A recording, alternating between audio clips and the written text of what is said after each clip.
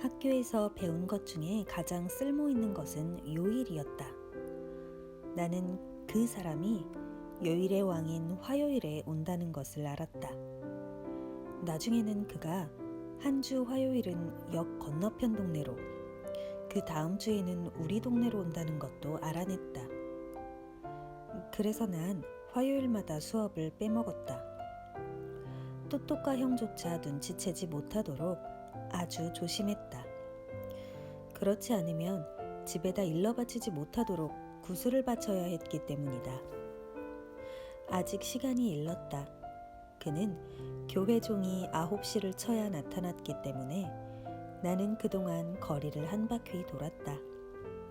물론 눈에 띄을 위험이 없는 거리만 골라다녔다. 우선 교회에 들어가 성인들의 초상화를 구경했다. 촛불이 곳곳에 켜 있어서 벽에 걸린 그림들이 약간 무서워 보였다. 촛불이 흔들릴 때마다 성인들도 번쩍거렸다. 늘 꼼짝 않고 서 있는 성인이 되는 것이 좋은지 아닌지 잘 모르겠다. 내가 성물 보관소를 보고 있을 때 자카리아스 씨는 촛대의 초를 갈고 있었다. 그는 타다 남은 초들을 상 위에 수북이 쌓아두었다. 안녕하세요, 자카리아스 아저씨? 그는 하던 일을 멈추고 안경을 코끝에 내려놓은 뒤 코를 킁킁거리며 뒤돌아보았다. 잘 있었니, 얘야? 제가 도와드릴까요? 나는 타다 남은 초들을 집어삼킬 듯 바라보았다. 방해만 될게야. 오늘은 학교 안 가니? 갔었어요. 근데 선생님께서 안 오셨어요. 이가 아프시대요. 아, 그래? 그러고는 돌아서서 안경을 다시 콧등에 얹었다. 너 몇 살이냐, 얘야? 5살이요. 아니, 6살이에요. 아니, 6살이 아니라 5살이에요. 그러니까 5살이냐, 6살이냐? 학교를 다닌다는 것을 생각하고 거짓말을 했다. 6살이에요. 6살이면 교리문답을 배우기에 딱 알맞은 나이인데. 저도 배울 수 있어요? 그럼 왜 못해? 매주 목요일 오후 3시에 오거라. 오겠니? 봐서요. 아저씨께서 타다 남은 초를 주시면 올게요. 그 초도막으로 뭘 하게? 악마가 또 나를 충동질했다. 그래서 거짓말을 하고 말았다. 연줄에 칠하려고요. 그러면 줄이 단단해지거든요. 그럼 가져가거라. 나는 초도막을 끌어모아 책과 구슬이 들어있는 가방에 집어넣었다. 그렇게 신이 날 수가 없었다. 고맙습니다, 자카리아스 아저씨. 목요일이라는 걸 명심해라. 알았지? 나는 날듯이 뛰어나왔다. 아직 시간은 여유가 있었다. 나는 카지노 앞으로 달려갔다. 사람의 왕래가 뜸한 틈을 타 거리를 가로질렀다. 그리고 잽싸게 있는 힘을 다해 길바닥에 초치를 한 다음 다시 돌아와 카지노의 닫힌 문 앞 길거리에 앉아 기다렸다. 멀찍이 떨어져 맨 처음 넘어지는 사람이 누구인지 보고 싶었다. 기다리다 못해 거의 맥이 빠지고 있었다. 그런데 갑자기 철커덕 심장이 덜컥거렸다. 난제아제나의 엄마인 꼬린니 아줌마가 한 손에는 손수건을, 다른 한 손에는 성경을 들고 문을 나서서 교회 쪽으로 걷기 시작했다. 맙소사. 그 아줌마는 엄마의 친구였고 글로리아 누나의 친구인 난제아제나의 엄마였다. 보고 싶지 않았다.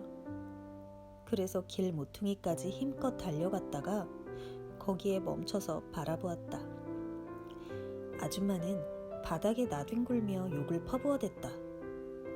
아줌마가 다쳤는지 보려고 사람들이 모여들었다. 욕을 해대는 것을 보니 살짝 긁힌 정도인 것 같았다. 이 주위를 알짱거리는 못된 놈들 짓일 거예요. 나는 안도의 한숨을 내쉬었다. 그때 등 뒤에서 어떤 손 하나가 내 책가방을 잡아챘다. 제제, 저거 네 짓이지? 응? 불꽃머리 오릴란드씨였다. 오랫동안 우리 이웃이었던 사람이다. 나는 아무 말도 할 수가 없었다. 너야 아니야. 우리 식구들한테 이르지 않으실 거죠? 이르지 않으마. 그런데 제제 이리 와봐라. 이번 일은 저 아줌씨가 수자증이라서 눈 감아주는데 다시는 그런 짓 하지 마라. 누군가의 다리가 부러질 수도 있어. 내가 세상에서 가장 고분고분한 표정을 짓자 그는 나를 놓아주었다. 나는 그가 도착하기를 기다리며 시장 근처를 돌아다녔다. 로젠베르그 시내 빵집 앞을 지날 때는 상냥하게 인사했다. 안녕하세요, 로젠베르그 아저씨. 그는 그저 쌀쌀하게 안녕? 이라고 대꾸할 뿐이었다. 과자 조각도 주지 않았다. 망할 놈의 자식. 내가 랄라 누나랑 있을 때만 그런 걸 주다니. 아, 저기 그 사람이다. 바로 그 순간 시계가 9시를 알렸다. 그는 절대 늦는 법이 없었다. 나는 거리를 두고 그의 뒤를 쫓았다. 그는 뽀로그레수 거리로 접어들어 모퉁이에 멈춰섰다. 그리고 보따리를 내려놓고 왼쪽 어깨에 조끼를 얹었다. 아, 체크무늬 셔츠도 어쩌면 저렇게 멋있는지. 나도 크면 꼭 저런 셔츠만 입어야지. 목에는 빨간 머플러를 두르고 있었다. 그는 모자를 뒤로 젖히고 굵은 목소리로 거리에 생기를 불어넣었다. 어서 오세요, 여러분. 신곡이 왔어요. 바이아 사람의 목소리는 매우 아름다웠다. 금주의 히트곡은 클라우디오 노르입니다. 시쿠 비올라의 최신곡 용서도 있습니다. 비센치 셀레스티누의 최신 히트곡도 있어요. 자, 여러분 최신 음악을 배워보세요. 노래하는 듯한 그의 말투는 나를 황홀케 했다. 나는 그가 파니를 불러줬으면 하고 생각했다. 그가 부르는 노래를 나는 따라 배웠다. 네가 감옥에서 죽는 것을 보겠어. 대목에 이르면 너무 멋진 나머지 온몸에 소름이 돋을 정도였다. 그는 큰 목소리로 클라우디오 노르를 부르기 시작했다. 망게이라 언덕의 삼바 축제에 갔다네. 흑백 혼혈 여인 하나가 내 마음을 빼앗았네. 하지만 다시는 가지 않으리. 얻어맞을까 무서워. 힘이 장사인 남편이 날 죽일지도 몰라. 클라우디오 노르처럼 되지는 않을 거야. 식구들을 먹여 살리려고 그는 부도 일꾼이 되었지. 그는 노래를 멈추고 다시 손님을 모으기 시작했다. 자, 1도수당에서 400케이스까지 온갖 악보가 있습니다. 60여 곡의 신곡이 수록되어 있어요. 최신 탱고도 있습니다. 그러고 나서 내가 가장 좋아하는 파니를 부르기 시작했다. 그녀는 혼자였는데 이웃을 부를 틈도 없이 넌 인정사정 없이 그녀를 찔렀지. 그 다음 대목이 이르자 그의 목소리는 굳은 마음도 녹일 만큼 부드럽고 달콤하고 애절해졌다. 가엾디 가여운 착한 그대 파니여. 너의 고통을 하느님께 빌겠어. 네가 감옥에서 죽는 것을 보겠어. 그렇게 인정사정 없이 그녀를 찌른 너. 가엾디 가여운 착한 그대 파니여. 사람들은 나와서 고르지도 않고 무작정 악보를 사갔다. 악보에 실린 파니의 사진 때문에 나는 그의 곁에 거의 달라붙어 있다시피 하였다. 그는 환한 웃음을 지으며 내게 돌아섰다. 하나 사려고? 아니요, 돈이 없어요. 그런 것 같더라. 그는 보따리를 둘러매고 다시 소리치며 걸어갔다. 왈츠곡 용서가 있습니다. 왕의 밤보다 더 많이 불리는 최신 탱고 담배를 피우며 기다리리와 젊은이여 안녕도 있습니다. 도시에선 탱고 하늘의 빛이 최고 인기예요. 아름다운 그 자체지요. 가사가 얼마나 멋있는지 보십시오. 그는 가슴을 펴고 노래를 시작했다. 당신의 눈빛은 하늘을 닮았어요. 은하계에 빛나는 별들의 광채를. 맹세코 그런 빛은 하늘에도 없어요. 당신의 눈빛처럼 매혹적인 눈빛은 오, 내 눈을 보아요. 달빛 파도 속에 이루어진 슬픈 사랑의 이야기를 기억해요. 슬픈 사랑을 말없이 보여주는 당신의 눈빛. 그는 노래 몇 곡을 더 소개하고 악보를 팔았다. 다시 나와 눈이 마주치자 그는 나를 손가락으로 불렀다. 이리 와봐라 꼬맹아. 나는 배시시 웃으며 그의 말을 따랐다. 계속 따라다닐래? 아니면 관둘래? 따라다닐래요. 아저씨처럼 노래를 잘하는 사람은 이 세상에 없어요. 그는 약간 우쭐해하며 긴장을 누그러뜨렸다. 일이 술술 잘 풀리는 것 같았다. 하지만 넌 꼭 찰거머리 같단 말이야. 전 아저씨가 비센치 셀레스티 누나 시코 비올라보다 노래를 더 잘하는지 듣고 싶었어요. 그런데 역시 더 잘 부르세요. 그는 입이 찢어져라 웃었다. 그 사람들 노래를 들은 적이 있냐, 꼬맹아? 네. 아다우투르슨의 아들 집에 있는 전축으로 들었어요. 아마 그 전축이 낡았거나 바늘이 못 쓰게 돼서 그랬을 거다. 아니에요. 전축은 산지 얼마 안 된 거였어요. 진짜 아저씨가 더 잘 부르세요. 그래서 이런 생각도 해봤어요. 얘기해봐. 제가 계속 아저씨랑 함께 다니는 거예요. 아저씨가 악보가 얼마인지만 가르쳐주세요.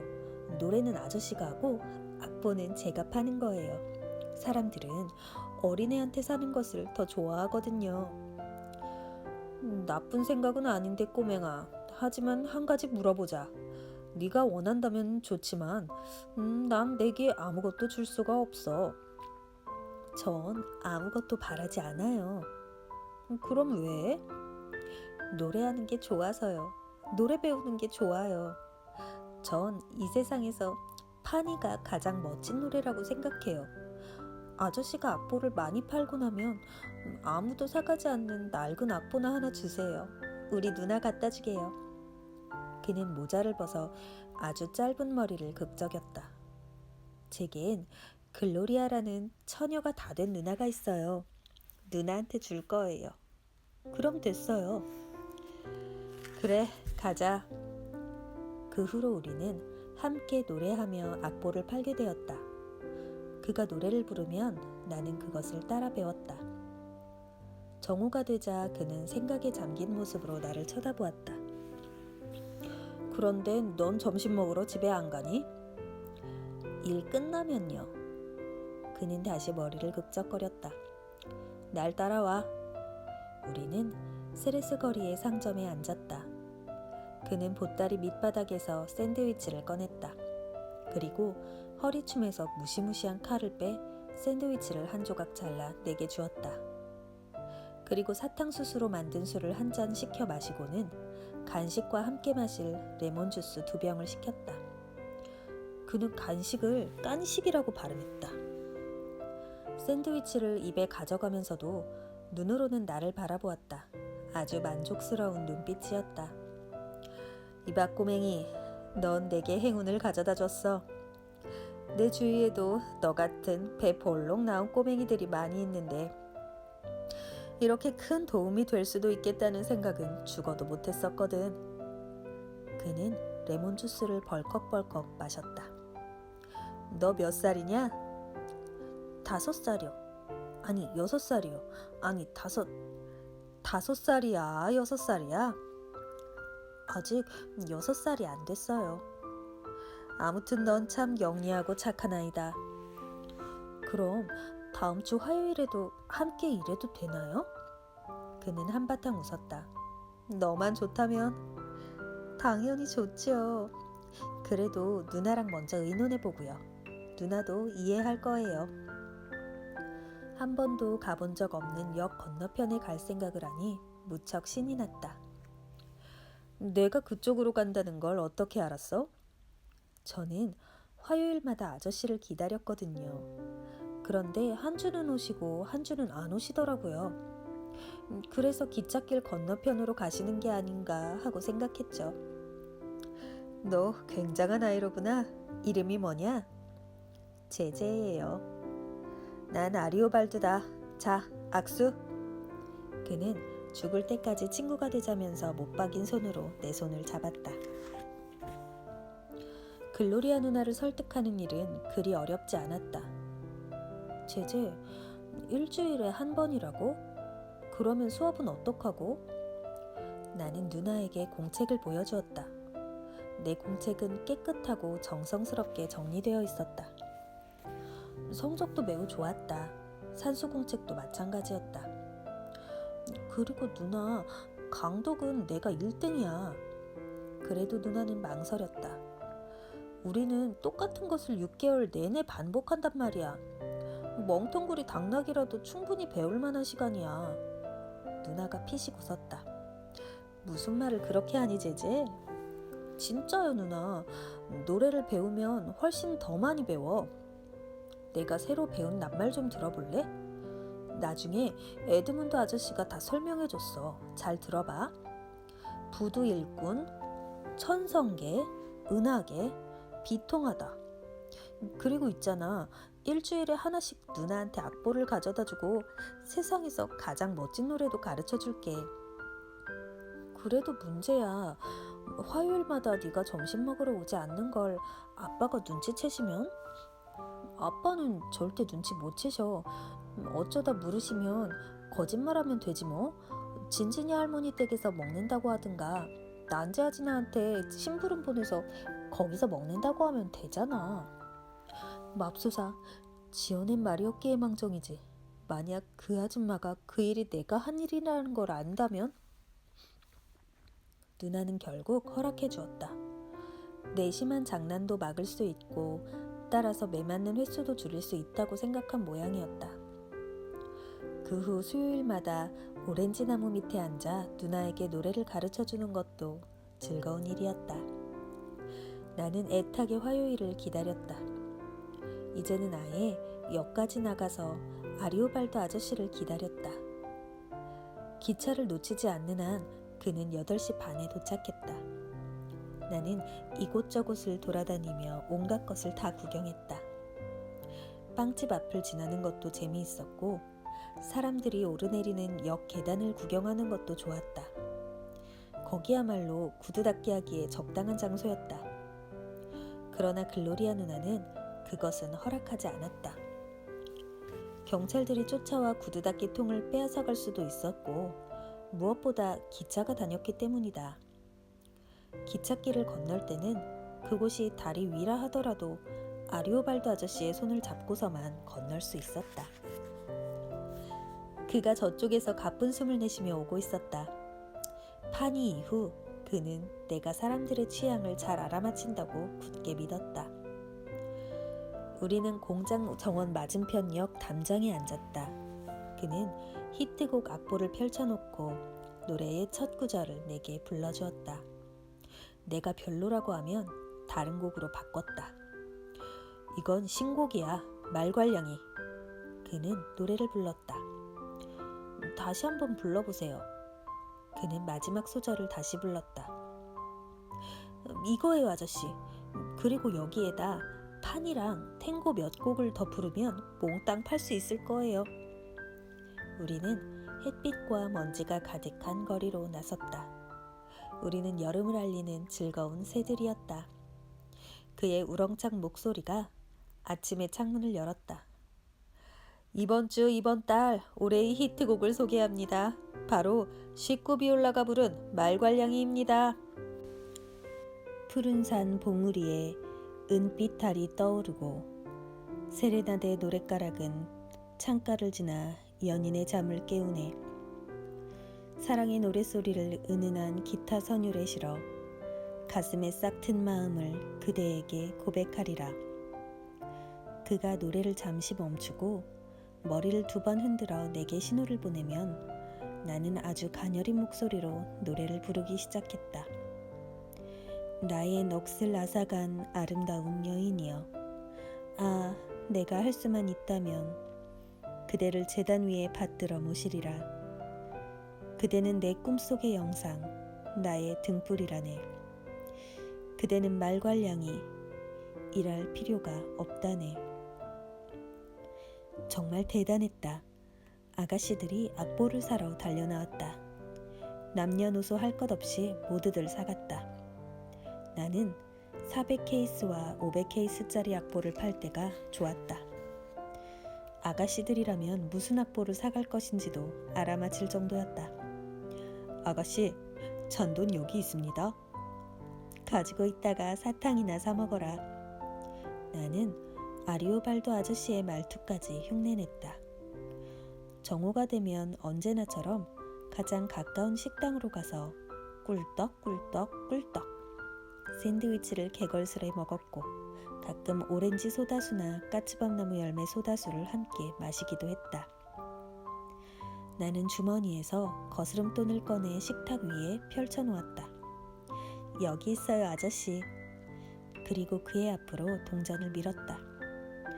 그는 웃으며 말했다. 넌 참 멋진 아이로구나, 제제. 아저씨는 왜 저를 꼬맹이라 부르세요? 내 고향 바이아주에선 너처럼 아주 작은 아이를 그렇게 부른단다.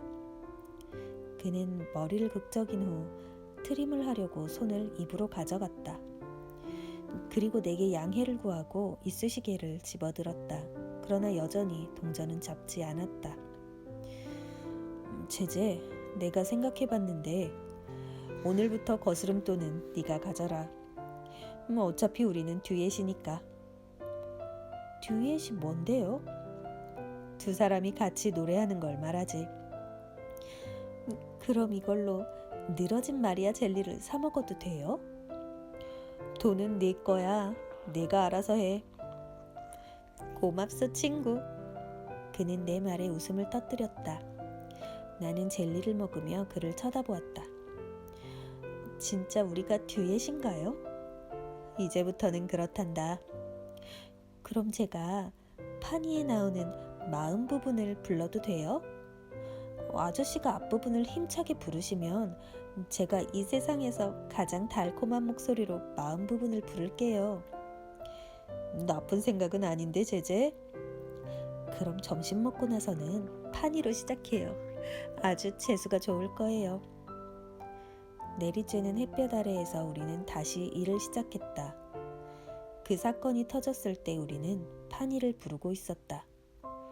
얼굴에 하얗게 분을 칠한 열성신도 같은 모습의 마리아 다 펜냐 아주머니가 양산을 쓰고 다가왔다. 그녀는 우리가 부르는 파니를 서서 듣고 있었다.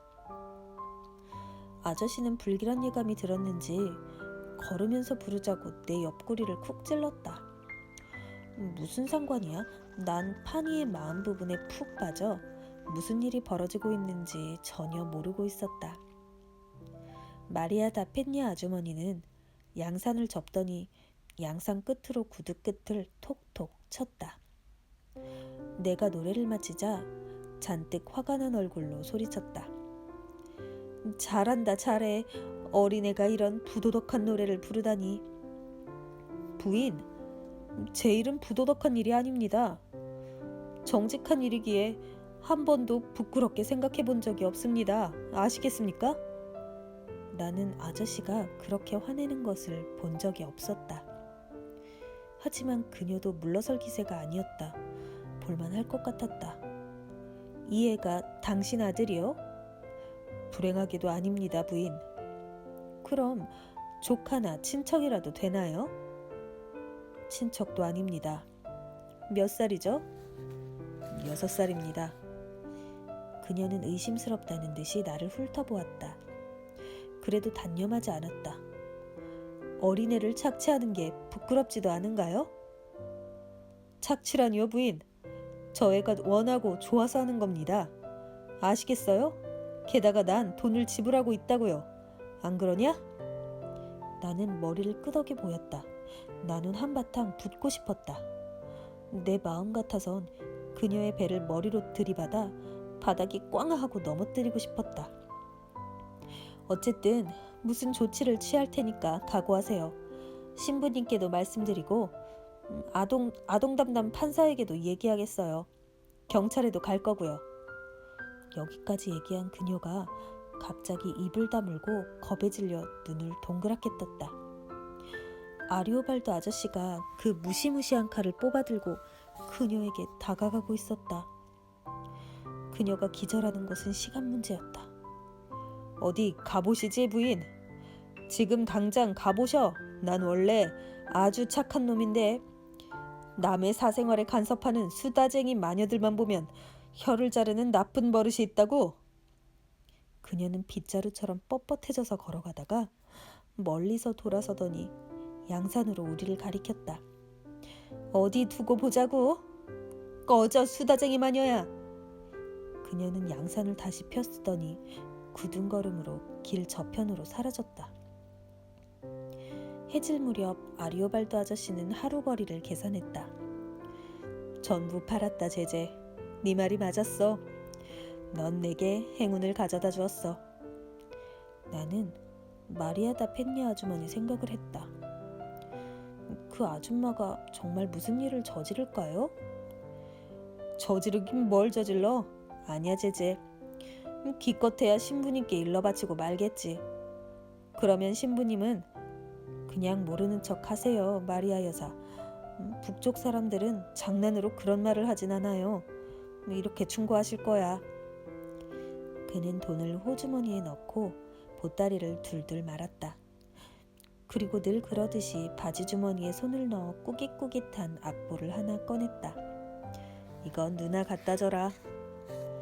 그리고는 기지개를 켰다. 오늘은 아주 대단한 날이었어. 우리는 잠시 앉아서 휴식을 취했다. 아리오발도 아저씨, 응? 수다쟁이 마녀가 뭐예요? 낸들 알겠니? 화가 나니까 나도 모르게 튀어나온 말이야. 그리고 기분 좋게 웃어댔다. 진짜 찌르려고 하셨어요? 아니, 겁만 줄 작정이었어.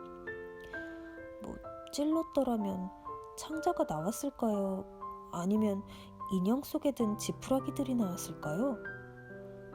그는 웃으며 내 머리를 정답게 쓰다듬어 주었다. 정말 알고 싶니, 제제? 아마 똥이 나왔을 거야. 우리 둘은 함께 웃었다. 전혀 걱정할 것 없다. 절대. 난 사람을 죽일 정도로 대범한 사나이가 아니야. 병아리도 못 죽이는 걸. 난 우리 마누라한테도 꼼짝 못해. 빗자루로 맞고 살 정도라니까. 우리는 일어나 역으로 향했다. 그리고 나와 악수를 하며 말했다. 만약을 위해 한동안 이 거리에는 오지 말자. 그리고 내 손을 더욱 꽉 잡았다. 다음 주 화요일에 보자고 친구. 그가 층계를 천천히 올라가는 동안 나는 머리를 끄덕여 보였다. 계단 꼭대기에서 그가 외쳤다. 제제, 넌 천사야. 나는 손을 흔들어 보았다. 그리고 웃기 시작했다. 천사요? 아저씨가 아직 저를 잘 몰라서 그래요.